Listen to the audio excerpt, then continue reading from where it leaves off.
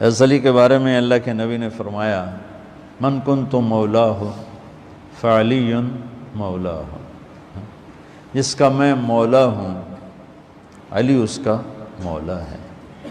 اور یہاں مولا سے مراد دوست نہیں ہے، یہ ہم دوست کا ترجمہ کرتے ہیں آقا، سردار، جس کا میں سردار ہوں علی اس کے سردار ہیں۔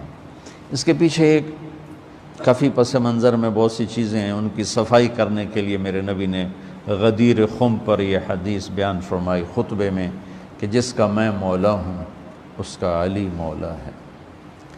تو یہ چند دن پہلے مجھے خیال آیا کہ ہمیں حضرت علی نہیں کہنا چاہیے، ہمیں مولا علی کہنا چاہیے، کہ میرے نبی ہمیں ان کو ہمارا مولا بنا کے گئے ہیں۔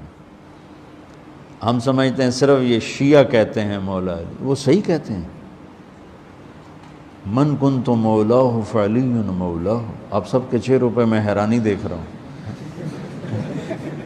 حالانکہ میں آپ کو صحیح حدیث پیش کر رہا ہوں، من کنت مولاہ فعلی مولاہ، جس کا میں مولا ہوں علی اس کا مولا ہے۔ تو میں اب حضرت علی نہیں کہتا، میں کہتا ہوں مولا علی، کہ ان کا حق ہے۔ جیسے ہر صحابی کی بعض خصوصیات ہیں جو دوسرے میں نہیں۔ آپ نے ابو بکر سب سے بڑی ہستی ہیں صحابہ میں، ان کو نہیں، آپ نے کہا کہ